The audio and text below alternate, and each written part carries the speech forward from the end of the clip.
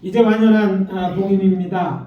아시는 것처럼 저는 이제 항암 치료를 시작하면서 건강을 위해 지난 몇 년 동안 교회 부근에 있는 구봉산 둘레길을 매일 걷고 있습니다. 산길을 걷는 일은 사시사철 좋지만 죽은 것 같은 가지에 물이 오르고 작은 새잎이 돋아나고 개나리, 진달래, 산수유, 이제 벚꽃까지 여러 종류의 나무에 꽃이 피고 이른 목을 작은 야상회와 누렇게 말라본 풀 사이로 새잎이 돋아나는 이때가 그 어느 때보다 제일 좋은 때인 것 같습니다.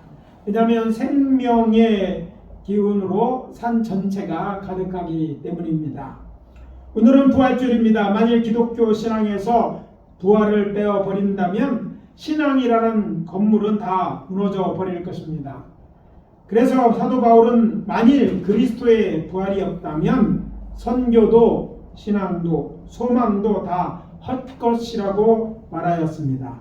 저는 오늘 아침 사도행전 2장 22절서부터 36절을 본문으로 7가지 성서적 그리고 사실적 증거들에 대해 예수 부활의 증거들이라는 제목으로 전함으로 장차 우리가 누리게 될 부활에 대한 확신을 더욱 곤고히 하도록 하겠습니다.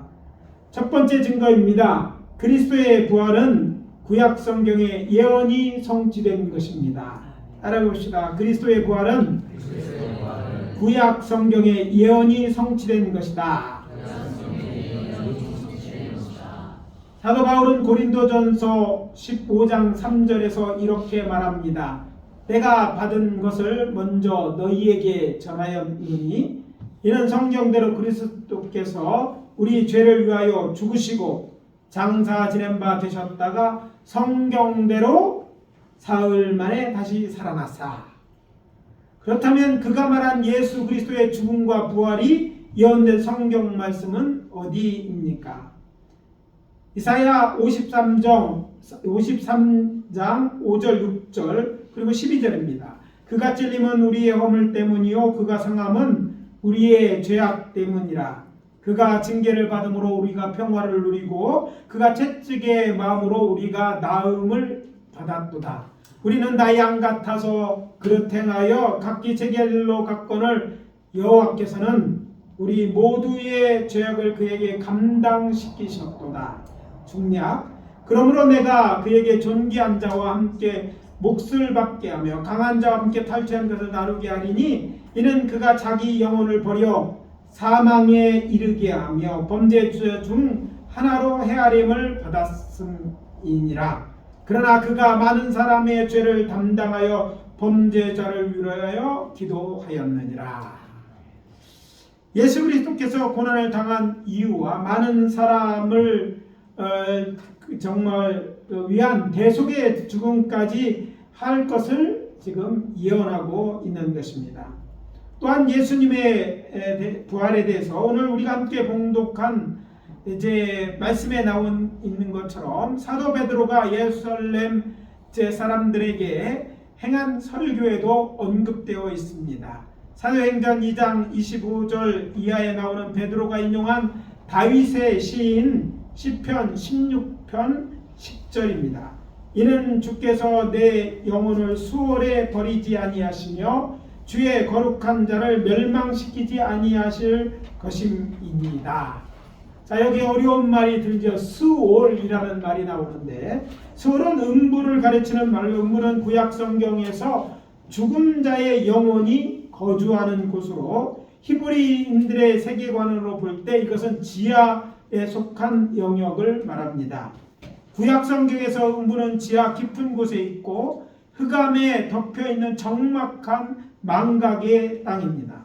신약 성경에서는 이것을 지옥으로, 우리에게 익숙한 말이죠. 지하 감옥으로 비슷한 말로 이제 번역했는데 이때 번역된 이제 단어는 게헤나라는 단어인데 음부 중에서 심판받기에 가는 장소로 묘사되어 있는 것입니다.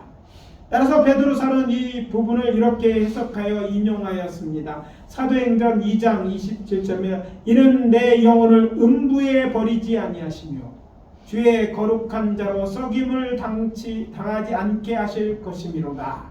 그러니까 거룩한 곧 예수님께서 죽음에 더 이상 머물러 있지 아니하고 이제 부활하셨다라는 그런 말씀이죠. 시간관계상 예수님과 관련된 구약의 모든 예언을 말할 수는 없지만 구약 성경에는 분명하게 예수님의 탄생부터 시작하여 그의 사역과 그리고 죽음, 부활, 승천 그리고 재림에 이르기까지 예언되어 있습니다. 특히 사복음서에 자주 발견되는 예수님의 탄생과 관련된 기사 중에 기록된 바 또는 오늘 번역한 대로 성경대로라는 이런 표현은 구약 성경에 기록된 대로 이루어졌다는 그런 말입니다.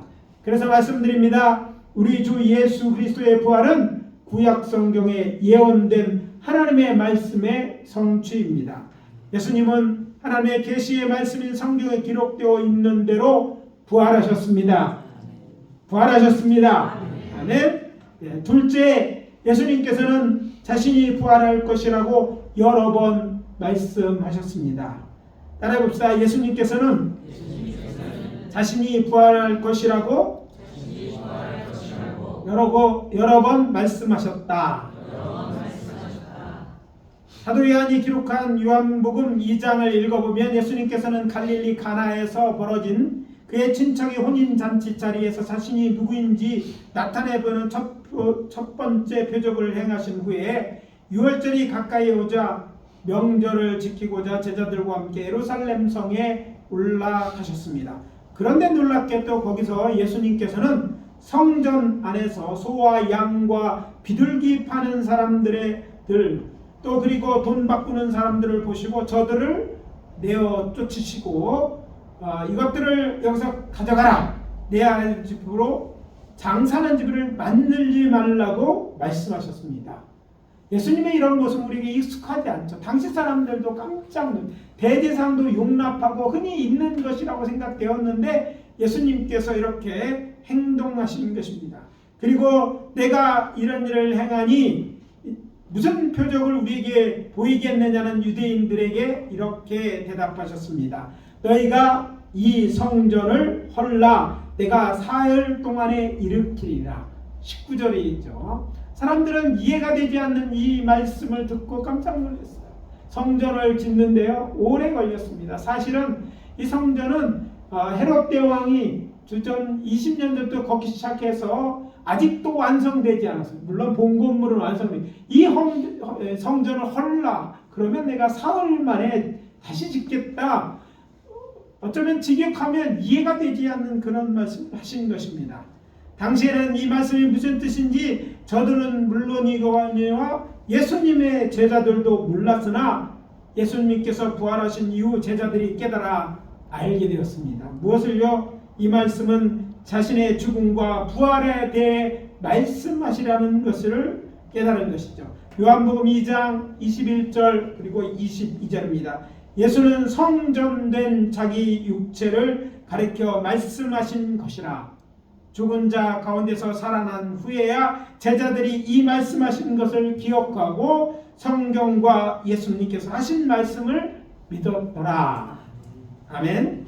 예, 예수님은 자신이 죽을 것을 이렇게 얘기하는 단 비유로 말씀하셨기 때문에 처음에 잘 알지 못했을 뿐이었습니다. 이것은 예수님이 공생의 초기에 하신 말씀이고 장차 죽임당하고 부활하실 것을 말씀하시는 거예요. 예수님은 우연히 능력이 없어서 다른 사람에 붙잡혀 죽으신 것이 아니었어요. 그렇게 되기로 예언되어 있고 또 스스로 그 일을 위하여 오셨고 또 결국 이제 죽음 가운데로 스스로 나아가시고 죽으셨으나 이제 부활하신 것입니다. 마태복음 16장 13절 이하에 보면 예수님께서는 제자들과 함께 빌립보 가이사랴 지방에 이르러서는 자신이 그리스도인 것을 제자들에게 분명하게 이제 말씀하시기 시작하셨습니다. 그뿐이 아닙니다. 자신이 고난받고 죽임을 당할 것과 부활을 이야기하시기 시작했습니다. 마태복음 16장 21절입니다. 이때로부터 예수 그리스도께서 자기가 예루살렘에 올라가 장로들과 대제사장들과 서기관들에게 많은 고난을 받고 죽임을 당하고 제3일에 살아나야 할 것 제자들에게 비로소 나타내시니 예수님의 증언은 참되십니다. 왜냐하면 그는 성자 하나님이시기 때문입니다. 우리가 믿고 섬기는 하나님, 성삼위일체 하나님, 성서가 말하는 하나님은요 신실하시고 거짓이 없으신 하나님이십니다. 예수님께서 자신의 죽음과 부활을 말씀하셨다는 것은 그의 죽으심과 부활이 우연이 아니고 사실 곧 팩트라는 증거, 확실한 증거인 것입니다. 그러므로 우리가 예수의 부활을 믿어야 될 줄 믿습니다. 셋째, 사도 바울이 예수의 부활을 피로써 증언합니다. 따라해 봅시다. 사도 바울이 예수 부활을 피로써 증언한다. 오늘 본문 32절에서 사도 베드로를 비롯한 11사도는 담대하게 예루살렘 사람들 앞에 큰 소리로 증언합니다. 이 예수를 하나님이 살리신지라 우리가 다 이 일의 증인이로다. 여기서 우리가 놓치지 말아야 할 것은 이 일이 얼마나 위험한 일이었는가 아는 것입니다. 50여일 전 저들은 로마 총독 빌라도의 법정에 예수를 고발한 후에 그리스도 예수를 십자가에 못 박으라고 외쳤던 바로 그 사람들이었기 때문입니다. 빌라도가 3번이나 그가 무슨 악한 일을 하였느냐, 나는 그에게서 죽일 죄를 찾지 못하였다고 말했음에도 불구하고 저들은 말합니다. 내가 너희 왕을 십자가에 못 박으려 물었을 때 대제사장들이 빌라도에게 대답합니다. 우리에게 왕이 없나이다. 예수가 자신들의 왕인 것을 부인하였을 것뿐만 아니라 십자가에 못 박으라고 예수를 이제 빌라도에게 이제 강압하면서 예수를 죽이라고 얘기하고 있는 거예요. 이 사건은 단순히 예루살렘 성에 거주하는 유대인들과 예루살렘 사람들에서 관련해서만 생각해서는 안 되는 일입니다. 사실 이것은요 로마에 대한 도전이었습니다. 당시 유대는 로마의 지배 아래 있었잖아요. 그런데 예수님은 역사적으로 로마가 자신들이 임명하지 않은 유대인의 왕 예수를 정죄한 것이 빌라도의 재판이고 그 판결에 따라 십자가형이 집행된 것입니다. 따라서 엄밀히 말하면 반역죄로 죽은 유대인의 왕 예수를 따른 일로 붙잡혀 죽임당할 수 있었음에도 불구하고 저들은 밤에도 아니고 대낮에 비밀로가 아니라 공개적으로 이렇게 증언한 것입니다.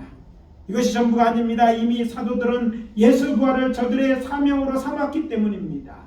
사도행전 1장 22절에 보면 가룟 유사를 대신할 사도를 보선하면서 사도의 임무로 예수 부활을 증언하는 일로 삼은 것입니다. 항상 우리가 함께 다니던 사람 중에 하나를 세워 우리와 더불어 예수께서 부활하심을 증언할 사람이 되게 하여야 하리라 하거늘. 이후 저들은 죽으시고 다시 사신 예수, 즉 예수의 죽음과 부활을 전하다가 사도 요한을 제외한 11사도는 모두 순교하였습니다. 물론 사도 요한은 순교하지는 않았지만 나이 많아 죽을 때까지 이 복음을 전하며 붙잡혀 큰 옥고를 치렀어요. 그래서 생순교자라고 부릅니다. 죽은 거나 마찬가지였다는 거예요. 따라서 사도들의 예수 부활은요 피로 전한 복음이었습니다. 이 복음을 믿는 자들이 되십시오. 아멘입니까? 네 번째, 부활하신 예수님을 만난 사도 바울의 증언이 있습니다. 따라해 봅시다. 부활하신 예수님을 만난 사도 바울의 증언이 있다. 아시는 것처럼 사도 바울은 사실 예수의 12제자 중 하나가 아니었습니다. 그럼에도 불구하고 그는 예수 그리스도께서 부활하셨음을 2가지 사실로 증언하고 있습니다. 먼저 고린도에 써보낸 편지에서 예수 부활에 대해서 증언하면서 부활하신 주님을 만난 사람들에 대해서 언급합니다. 게바 곧 베드로에게 보이시고 12제자에게 보이시고 500여 형제에게 일시에 보이시고 또 야고보, 여기서 야고보는 예수의 형제 야고보를 말합니다. 초대 예루살렘 교회의 감독이었던 그에게도 보이고 그리고 맨 나중에 바울 자신에게도 보이셨다 라고 고린도전서 15장 4절에서 8절 사이에 언급하고 있습니다. 특히 흥미로운 사실은 6절입니다. 그 후에 500여 형제에게 일시에 보이셨나니 그 중에 지금까지 대다수는 살아있고 어떤 사람은 잠들었으며, 사실 그냥 흘러보내기 쉬운 이 말씀은요, 재판적으로 보면 재판을 하는 재판하는 사람들이 중요한 얘기예요. 바울이 고린도에서 보낼 때가 주 55년경이니까 당시에 거의 모든 사도들은 이미 죽음을 당하였을 것이지만 자신을 포함해서 부활하신 예수를 만난 자들 곧 증인들 중 일부가 살아있음을 증언함으로써 부활이 역사적인 사실임을 증언하고 있기 때문입니다. 자, 어떤 역사적 재판, 우리나라에서도 뭐 역사적 재판들이 있잖아요. 그런 재판에서 산 증인이 살아있다는 사실은 매우 중요한 의미를 포함하고 있기 때문입니다. 재판에서는요, 누군가 살아있는 사람인 게 중요해요. 누가 그래 이렇게 됐다, 옛날에 있었다는 것은요 불확실해요. 그러나 그 일을 경험한 사람이 있다는 것은요 그만큼 중요한데, 이 일을 통해서 나만 본 게 아니야. 지금도 살아있는 사람 여러 있어.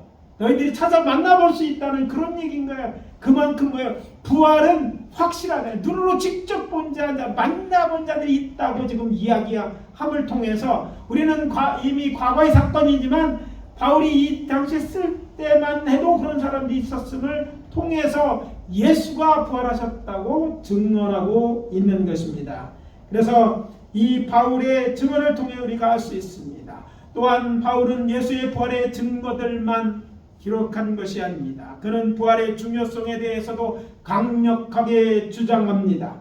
그는 고린도전서 15장 12절에서 34절까지 죽은 사람의 부활에 대해서 설명합니다.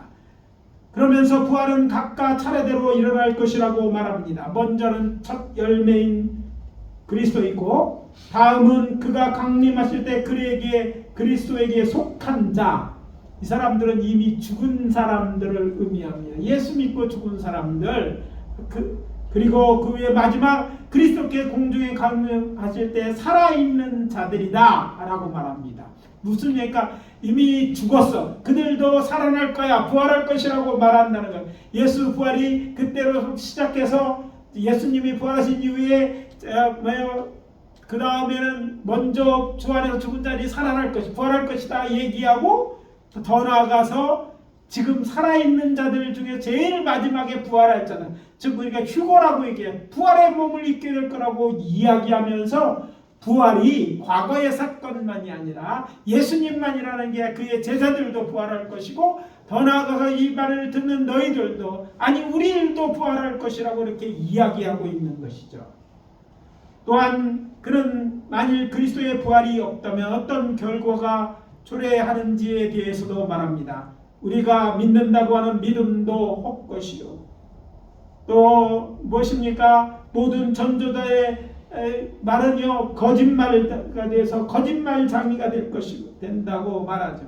또 더 나아가서 부활의 소망을 가지고 살아가는 자는 세상에서 가장 불쌍한 자가 될 수밖에 없다고 말합니다. 그래서 말씀드립니다. 영혼뿐만 아니라 몸의 부활은 이미 시작되었고, 우리도 예수님처럼 우리의 믿음의 선진들처럼 부활의 몸을 입을 날이 있음을 소망하며 살아가시기 바랍니다. 죽음이 끝이 아닙니다. 지금 이후에는 부활이 있고, 예수 그리스도를 주로 믿는 자들은 그냥 부활하는 것이 아니라 생명의 부활이 있을 것입니다. 믿으시면 아멘. 별로 안 믿어지는 것 같아요. 믿으시면 아멘. 우리도 부활할 것이에요. 다섯째, 매 주일 지키는 주일이 그리스도의 부활을 증언합니다. 따라해 봅시다. 매 주일 지키는 주일이 그리스도의 부활을 증언한다. 오늘날 교회가 함께 모여 예배드리는 주일은 본래 구약 성경에 나오는 안식일에서 기원된 것입니다. 출애굽기 16장에 보면 이스라엘 자손은 출애굽한 지 한 달 곧 30일 만에 시나이 반도에 있는 신광야에 이르르게 되었는데, 이때 애굽에서 가지고 나온 양식이 다 떨어졌을 때 모세와 아론을 원망합니다. 그러자 여호와께서 저들에게 하늘에서 양식을 비같이 내리게 하여 일용할 것을 날마다 거두게 될 것이라고 말씀하시면서 내 율법을 준행하나 아니하나 내가 시험하리라고 말씀하십니다. 그리고 여섯째 날에 날마다 거두었던 것을 갑절을 거두어라고 하시면서 일곱째 날은 휴일이며 여호와의 거룩한 안식일이 안식할 것을 명령하십니다. 그러니까 여호와께서 당신이 택한 백성 이스라엘 자손에게 주신 첫 번째 율법은 한 가지, 그리고 무엇이 안식일을 지키는 것이었어요. 이후에 이제 시내산에서 다른 율법도 주시면 첫 번째는 이 한 가지 율법만 주셨어요. 이후에도 안식일 준수는 하나님의 말씀을 순종하는 것과 불순종을 구별하는 중요한 기준이 되었습니다. 이스라엘 자손들은 이후에 안식일을 대대로 지켜왔습니다. 물론 예수님과 그의 제자들 그리고 초대 예루살렘 교회도 안식일을 지켰습니다. 그러나 예수님이 이제 죽으신 후에는 예수님의 제자는 안식일이 지난 후 저녁에, 그러니까 유대인의 하루 개념을 보면 저녁이 되고 아침이 되니까 안식한 다음 날, 안식 후 첫날 새벽에 저들은 따로 모여 떡을 떼며 모여서 이 모임을 교회라고 부르는 것이죠. 우리 구주 예수 그리스도께서 부활하신 날이 안식 후 첫날 새벽이었기 때문입니다. 사도행전 20장 7절입니다. 그 주간의 첫날에 우리가 떡을 떼려 하여 모였더니 바울이 이튿날 떠나고자 하여 그들에게 강론할새 말을 밤중까지 계속하며, 이렇게 돼 있어요. 그 주간의 첫날 곧 주일입니다. 이 말은 주일을 지켰다는 말입니다.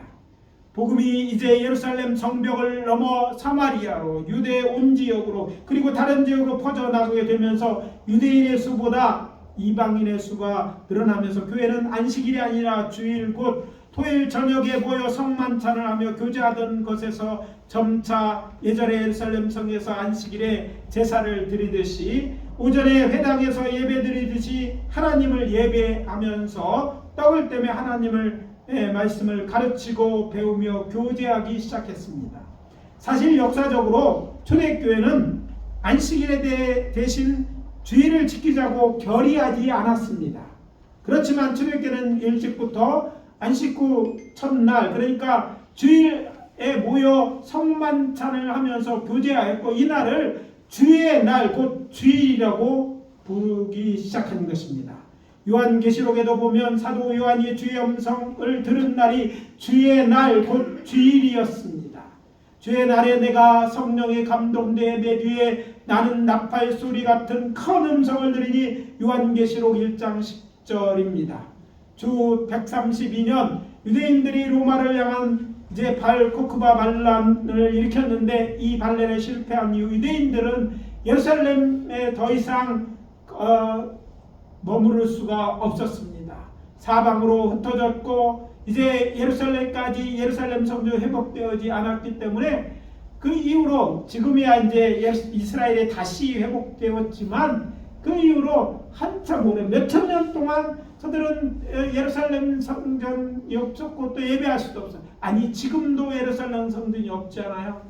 그렇지만 교회는요 이후에 이제 주일만 지키기 시작했어요. 유대인들이 아주 극히 미미한 유대인들이 아주 소수였기 때문에 이제 이방인들이었기 때문에 안식일을 지키는 대신 저들은 주일날 모여서 예배하기 시작한 거예요.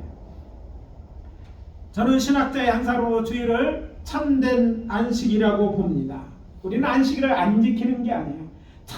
인간의 참된 안식이 언제 옵니까? 우리의 영혼이 구원받을 때만이 이루어지잖아요. 그래서 참된 인간의 안식은 예수 그리스도를 믿음으로 이루어지고 구원받은 자들만이 영원한 안식에 들어갈 수 있기 때문에 그날을 기념하는 날을 우리가 모여서 예배드리는 것, 이것이 참으로 참된 안식일에 들어갈 것을 기념하는 것 같기 때문에 우리가 안식일 대신 주일을 지키는 것은 그 주일이 참된 안식이라고 믿기 때문인 것입니다.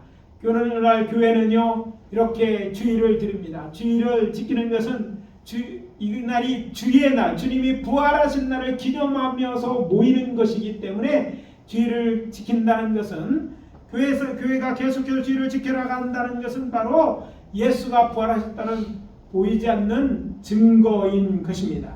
여섯째, 비어있는 무덤이 예수의 부활을 증언합니다. 따라해 봅시다. 비어있는 무덤이 예수 부활을 증언한다. 성지순례를 가보면 항상 수많은 사람으로 가득하여 길게 여러 겹으로 줄을 오랫동안 서서 기다려야만 들어갈 수 있는 곳이 있는데 그것은 무덤교회 안에 있는 예수님의 무덤입니다. 여러분, 교회 건물이 밖에 있어요. 근데 그 안에 들어가 보면 그 가운데에 또 작은 이제 그 성당 같은 그 예수님 무덤으로 들어가는 입구가 있고 그 안에 들어가면 예수님의 빈 무덤이 있습니다. 근데 참 흥미로운 건 수많은 사람들이 이렇게 이곳에 들어가려고 하는 것은 뭘 보기 위한 거예요? 빈 무덤 보러 가는 거예요. 무덤에 뭐가 있어야지 보러 가는 것처럼 여기지만 아니, 빈 무덤을 보러 들어가는 거예요. 정말 아이러니하잖아요. 그들이 이제 순례자들이 예수의 무덤에서 확인하려고 하는 것은 그곳이 빈 무덤이라는 거예요. 사실 안타깝게도 오늘날 우리가 밟는 것은요 무덤 위에 우리가 사람들이 닳지 않도록 만들어 놓은 곳이에요. 그래서 일반적으로 이제 한참 말이면 거의 몇 평년에 한 번씩은 그걸 뜯어서 밑에를 이제 확인하기도 하는데 그 무덤 위에를 밟고 지나가는 거예요. 그러면 똑같이 무덤이 비었구나 라는 걸 확인하는 거죠. 이것이 중요한 것은 이것이 비어있는 것은 부활이 일어난 증거이기 때문입니다. 부활이란 사건이 일어난 현장이 바로 이것이기 때문에 가는 거예요. 당신은 물론이거니와 오늘날도 예수의 빈 무덤은요 예수 부활의 확실한 물적 증거입니다. 어떤 분은 승천교회는 어디 있는지 물어볼 때가 있습니다. 그러나 분명한 것은 승천교회는 따로 없습니다. 아니, 정확히 말씀드린다면 무덤교회가 곧 승천교회입니다. 예수님이 무덤에서 부활하셨기 때문이죠. 어떤 분은 예수님의 무덤이 이곳이 아닐 수 있다고 말하기도 합니다. 그렇지만 고고학적으로 당시의 무덤 입구가 둥근 돌로 된 둥글 무덤은 발견된 무덤 중에 2%밖에 되지 않아요. 거의 모든 무덤은 둥근 돌로 이렇게 막지 않았어요. 우리는 거꾸로 생각해요. 보통 크리스천들은 예수님의 무덤만 생각하고 동굴 무덤은 둥그런 돌을 굴려서 막았을 거라고 생각하는데 사실 발견된 무덤 중에 수백 개 중에 약 4개만이 예루살렘 쪽에 발견된 수많은 무덤 중에 4개만이 그러니까 98%가 거의 그 사각으로 돼서 막는 거예요. 그래 잘 움직이지도 않고 고정되는 거예요. 여기는 그래서 그런 둥근 무덤이어야 되고 새 무덤이어서 계속해서 무덤으로 장사되지도 않았고 장사대로 사용되지도 않았고 그때만 사용하고 안 썼으니까 새 무덤이에요. 물론 빈 무덤은 많습니다. 제가 좀 얄궂어서 무덤에 들어가면 어떨까 가보니까 맨 동굴에 무덤이다 들어가서 누웠어요. 그것도 비어있더라고요. 이미 어떤 사람들의 가족 무덤이었을까요? 오랜 세월이 흘러서 비어있어요. 그러나 예수님의 믿음은 처음부터 예수님만 들어갔는 데다가 사흘 만에 부활하며 한 번도 사용된 빈 무덤, 새 무덤이었어요. 그래서 초대 교회 기독교의 전승에는 이곳이 빈 무덤이었다고 말해요. 그런 조건, 거기다 그곳은 골고다에 있어야 돼요. 골고다에 장사되고 그곳에 장사 바로 됐잖아요. 그러니까 골고다에 있어야 되고 원형으로 가르쳤어야 되고 빈 무덤이었는 거의 없었던 거예요. 왜냐하면 대대로 그곳의 전통적인 무덤들은요 대대로 사용했던 것이었어요. 새 무덤을 판다, 이거는 엄청난 부자만 할 수 있어요. 왜? 무덤자리가 많지 않았기 때문에. 그런 것이에요. 그렇기 때문에 많은 사람들이 거의 이것은 예수님의 무덤이라고 믿는 것이에요. 그래서 고고학적인 그런 기독교 전승이 가르치는 이 무덤이 이곳에 있고, 그 무덤은 오늘 증언하고 있습니다. 그 무덤 빈 무덤으로 뭐라고 예수가 부활했다 증언하고 있는 것입니다.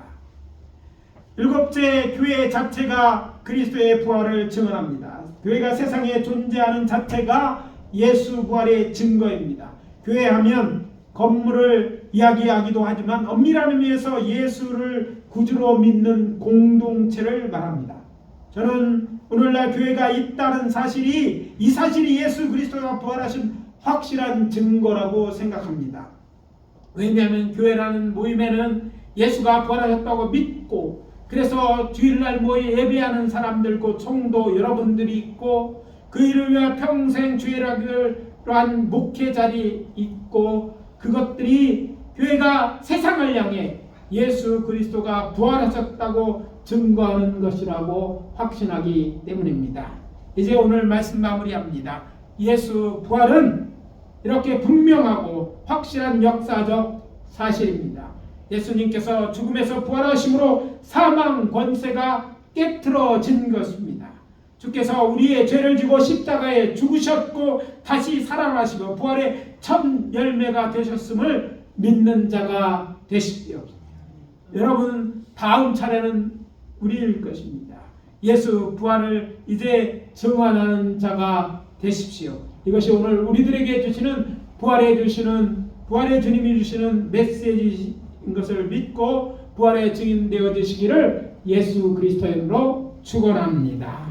기도합니다. 아버지 하나님, 주의 은혜와 사랑을 감사합니다. 저희들은 죄로 말미암아 영원히 죽을 수밖에 없는 죄인들이었음에도 불구하고 우리를 사랑하셔서 우리를 구원하시려 죄 없으신 아들 예수를 이 땅에 보내시고 우리의 죄를 대신 감당케 함으로 우리가 죄에서 자유함을 얻고 이제 아버지 구원을 얻어 부활을 소망하게 되었으니 감사를 드립니다. 아버지 하나님의 사랑이 예수 그리스도를 이 땅에 보내시고 또 예수 그리스도께서 친히 우리의 죄를 감당하심을 우리가 믿고 부활을 소망하는 자로 하루하루를 살게 도와 주시옵소서. 주님 다시 오시는 날까지 이 믿음을 잃지 않게 도와주시옵소서. 우리만 부활할 것이 아니라 세상 사람들에게 복음을 전하여 우리처럼 아버지 하나님 예수 부활에 참여하는 자들이 우리 사랑하는 가족들이 되게 하시고 이웃들에게 되게 하시고 세상 사람들이 되게 도와 주시옵소서. 이를 위하여 교회가 힘쓰게 도와 주시옵소서. 주의 주신 은혜를 감사드립니다. 주여, 아버지 하나님 이 믿음 가지고 살아가는 저희들에게 아버지 하나님이여 하나님의 은혜와 축복으로 함께 주시옵소서. 예수 그리스도의 이름으로 축복하며 기도합니다. 아멘.